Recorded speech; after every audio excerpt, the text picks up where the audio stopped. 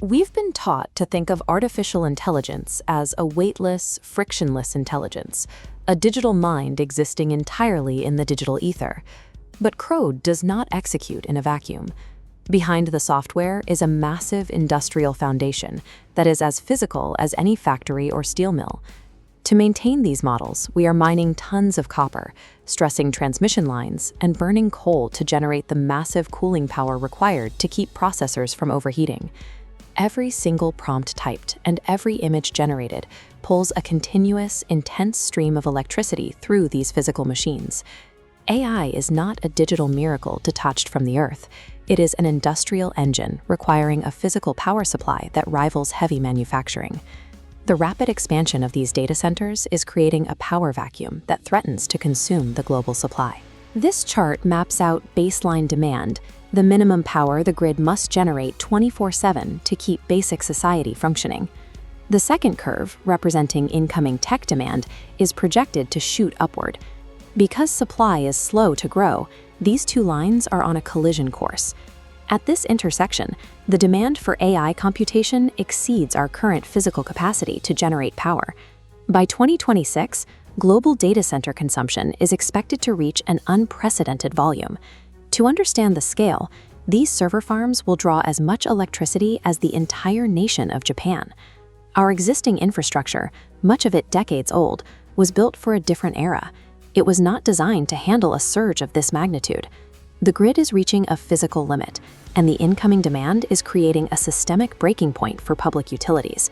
Tech monopolies cannot wait for the decade-long planning cycles required for public utility upgrades. Their demand is immediate. To bypass the grid, they are securing their own power sources, often framing these massive energy acquisitions as part of their environmental and net zero pledges. But this isn't just about carbon credits. It is a strategic shift toward acquiring direct nuclear power to secure exclusive, constant baseline energy that wind and solar cannot provide.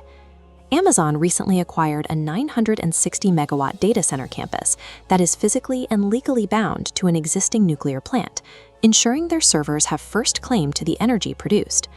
This maneuver creates a private power supply, insulating the company from the failures and limitations of the public grid.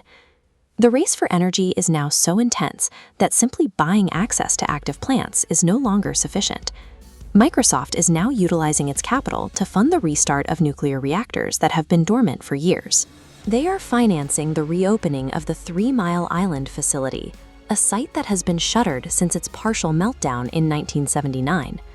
By funding these restarts directly, tech companies are effectively setting their own energy agendas, bypassing the traditional public utility planning that has left these facilities idle for decades.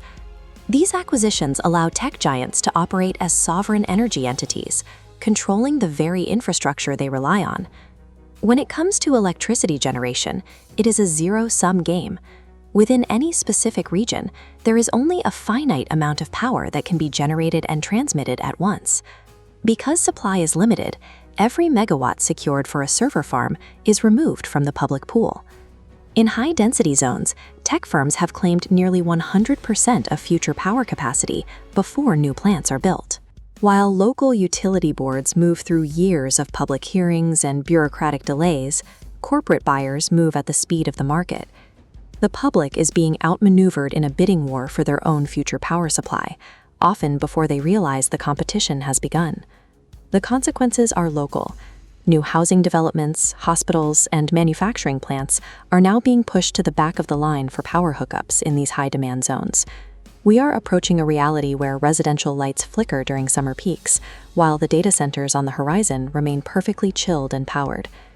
As local grids struggle to keep up, they are forced into expensive emergency power purchases, driving up utility costs for the average consumer. This is the systematic privatization of public energy infrastructure, driven not by new legislation, but by the sheer weight of corporate capital. As the grid reaches its physical limit, we have to ask, who holds the sovereignty to decide who gets to keep the lights on? A public utility board or a trillion-dollar corporate algorithm?